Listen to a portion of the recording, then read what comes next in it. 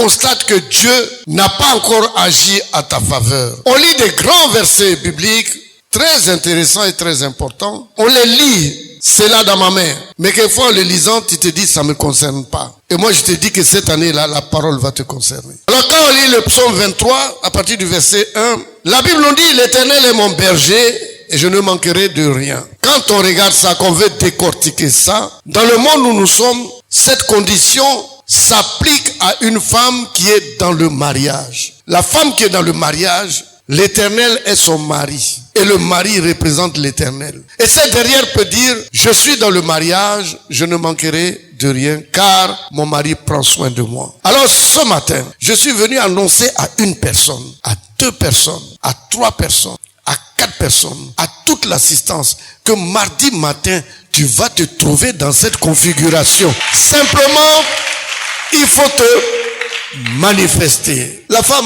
elle peut pas dire ça comme ça. Il faut qu'elle rentre dans le mariage. Donc ce verset biblique est une révélation pour nous. Ça ne concerne pas tout le monde. C'est ceux qui sont mariés physiquement, mais c'est surtout ceux qui sont mariés spirituellement qui sont dans l'alliance. La Bible dit, il me fait reposer dans les verts pâturages, il me dirige près des eaux paisibles. Bien-aimé, toi tu ne peux conduire que ta femme. Tu n'as qu'autorité sur tes enfants. Donc il y a des conditions au préalable à réaliser. Parce qu'un verset biblique, vous le prenez, vous vous rendez pas compte qu'il faut créer un environnement afin que Dieu soit suscité. Cessez de réciter les versets bibliques comme ça. Il y a une cause qu'il faut toucher pour que l'effet qui est dans le verset biblique sorte. Ici, si tu n'es pas dans l'alliance, Dieu ne peut pas tout faire pour toi. Il a fait confiance à Adam, Adam l'a trompé. Aujourd'hui, vous êtes là, tous les jours, vous trompez Dieu. La Bible nous dit que Dieu est saint. vous êtes là tout à l'heure, à 13h, tu vas te mettre dans la cour, tu vas commencer à mentir.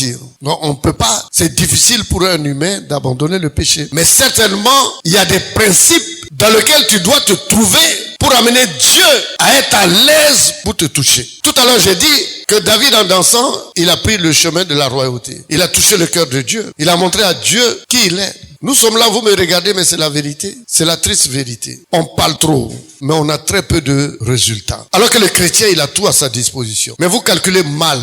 Et ce qui vous aveugle souvent, c'est l'orgueil. Aujourd'hui, si la promotion est sortie et que la promotion vous parle d'orgueil, certainement, il faut que tu sois encore brisé. Il faut laisser la place à Dieu d'agir dans ta vie. La Bible ici, Dieu dit, l'Éternel est mon berger, je ne manquerai de rien. Aïe, l'Éternel est ton berger, tu ne manqueras de rien. Or, la CUE n'est pas payée. C'est un problème. Pourquoi il n'a pas agi? Et pourtant on dit que tu ne manqueras de rien. Et pourtant tu manques sous des si. Tu n'es pas marié, ça c'est un manquement. Tu n'as pas d'argent, c'est un manquement. Tous les jours tu viens à l'église, tu prophétises, tu pries, mais très très peu de résultats. Je te dis, ce matin on a basculé. Tes résultats vont sortir parce que pour toi va sortir. En fait, les paroles qui sont dans la parole de Dieu ici, dans le livre, ce sont des puissances qui s'adressent à toi. Des paroles puissantes et qui agissent dans ta vie et qui transforment ta vie. Aujourd'hui, on parle de ça, on trouve que effectivement, pour que l'Éternel soit ton berger, il faut que tu acceptes qu'il soit ton berger. Il y a plein qui sont là, ils sont pas chrétiens. S'ils sont pas chrétiens, ça les concerne pas. Vous êtes assis ici, l'Éternel n'est pas le berger de tout le monde. Il y a d'autres qui sont ici là, tu vas leur donner la vérité. Demandez, franchement, ils vont te dire qu'ils préfèrent l'argent. Donne-moi de l'argent et je sais ce que je vais en faire. Il y a des personnes ici, surtout parmi les femmes, ce qui est leur berger là, c'est le mari, le mariage. Ils préfèrent ça que l'Éternel lui-même. Mais la Bible est formelle là-dessus.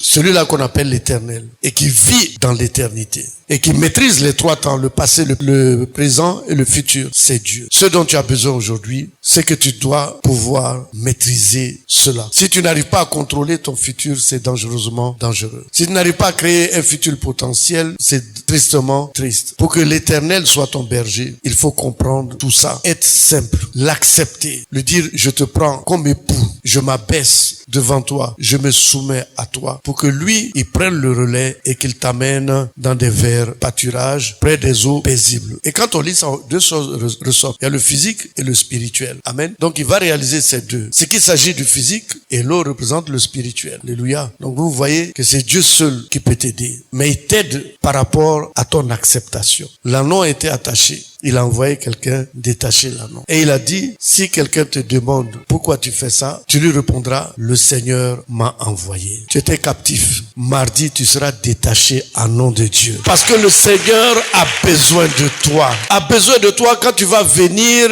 Amen. Il faut comprendre. Quand tu prends une femme, pour qu'elle reste avec toi, il faut épouser la femme. C'est dans le mariage que tu peux impacter la destinée d'une femme. C'est dans le mariage que tu peux la diriger. Dieu aussi, ce n'est que dans l'alliance, il peut taper sa poitrine pour dire, celui-là est mon fils bien-aimé en qui j'ai mis mon affection. Vous pensez quand Dieu dit que le mariage soit honoré par tous, il t'amène vers le mariage. Vous pensez que c'est pour le plaisir? Non, c'est pour le futur. C'est pour t'amener à contrôler ton futur. C'est pour t'amener à être maître de ton futur. Il faut que tu sois le maître du jeu. Si tu n'es pas le maître du jeu, Satan sera le maître du jeu de ta vie. Et moi, je te propose aujourd'hui d'aller vers l'alliance, de rentrer dans l'alliance, d'être l'épouse. Et vous verrez ce que Dieu va faire pour vous. C'est pas pour rien que Dieu nous dit, dans un premier temps, que le mariage soit honoré par tous. Fais le physique. Mais quand tu finis de faire le mariage physique, c'est pas fini. Tu maîtrises une chose. La femme fera beaucoup de choses pour toi. Chauffer l'eau, faire ta nourriture, surveiller les enfants. Quand tu es malade, elle est là, elle travaille, elle te donne l'argent. Tout ça, c'est bon. Mais il y a quelque chose qui est très bon. C'est qui va arriver demain là. Il faut que tu contrôles ça. Et pour que tu contrôles ton lendemain, qui se suffit à lui-même, il faut rentrer, faire un deuxième mariage avec Dieu. Ainsi, je vous dis, pour qu'il y ait un effet, il faut qu'il y ait une cause. Pour que Dieu agisse vers toi, il faut qu'il ait l'assurance que tu vas pas le tromper. Parce qu'on trompe tous les jours Dieu. On lui fait du mal. Mais c'est dans l'alliance qui va supporter certaines choses. Et c'est dans l'alliance qui va continuer à te bénir. La femme est dans la maison. Elle se lève un jour, elle insulte le père et la mère de son mari. Le lendemain, tu t'en vas, elle est en train de faire la cuisine tranquillement. Elle n'est pas chassée. Pourquoi? Parce qu'elle est dans le mariage. À cause du mariage, le mari va accepter le pardon. Il va avoir compassion de cette femme. Parce qu'une histoire vous lie. Et cette histoire est merveilleuse. Il va pas tout mettre à la porte. Il en est de même pour Dieu. Il faut rentrer dans l'alliance. Parce que cette femme qui est dans la maison, si tu es milliardaire, tu peux lui donner 50 millions. À cause du mariage. Mais si elle n'est pas dans le mariage, qu'elle vient te dire bonjour, bien que vous ayez passé peut-être 1 an, 2 ans ensemble, tu vas pas dépasser 300 000 francs comme cadeau. Donc la plénitude se trouve devant. La plénitude, c'est l'alliance. Et quand vous rentrez dans l'alliance, il faut confirmer l'alliance. La confirmation de l'alliance, elle est importante. Parce que dans le mariage, si tu es marié à une femme, que tu lui dis pas bonjour, et que tu lui dis pas je t'aime, et que tu passes 2 ans, 3 ans, tu lui dis pas je t'aime, un jour, elle va te faire le fils du plombier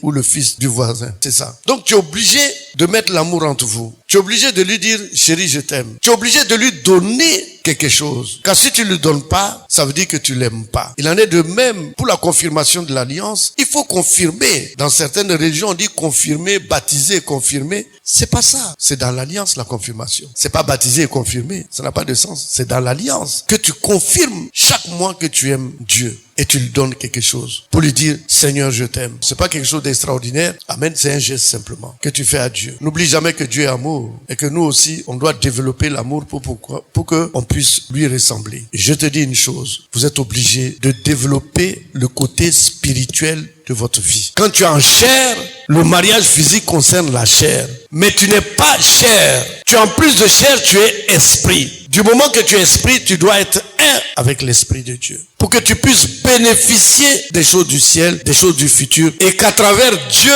tu puisses impacter ta vie future. Les temps sont mauvais. Autant le papa, quand l'enfant a 25 ans, il va chercher une femme pour l'enfant parce que la solitude n'est pas bien. Autant aussi je te dis que ton esprit a besoin de Dieu. Pour que l'esprit ait l'équilibre, le discernement, la bénédiction du ciel, il faut que tu sois un avec Dieu spirituellement. Et ça c'est l'alliance qui te donne ça. Et je vous dis, les temps sont mauvais. Rentrez dans l'alliance. La source, son nom dit que c'est le départ. Vous ne pouvez rien. C'est Dieu qui a créé la source, c'est le départ. Ici, nous avons commencé beaucoup de choses que les autres églises ont pris. Que ce soit l'organisation de la dîme, la repentance, beaucoup de choses ici. Aujourd'hui encore, il y a de nouvelles choses qui arrivent. La prière du lit. Mais concernant l'alliance là, pour que toi, tu prennes la main de quelqu'un et puis aller marier ça avec Dieu, il faut que lui-même il te donne l'autorisation. Et moi, il m'a donné cette grâce de pouvoir vous mettre et mettre en alliance avec lui. Au départ, j'ai un peu hésité. Parce que vous connaissez pas Dieu et vous allez l'irriter tous les jours, toutes les secondes. Quand j'ai hésité, il me dit non, la prière du lit est là. Il m'a donné cette révélation. Et je pense que la promotion qui sort là est en train de nous parler. Si on résiste, c'est notre orgueil. Enlevez l'orgueil et suivez la parole de Dieu. Enlevez l'orgueil. Si Dieu a choisi la source, qui a choisi la source? C'est Dieu. On n'y peut rien.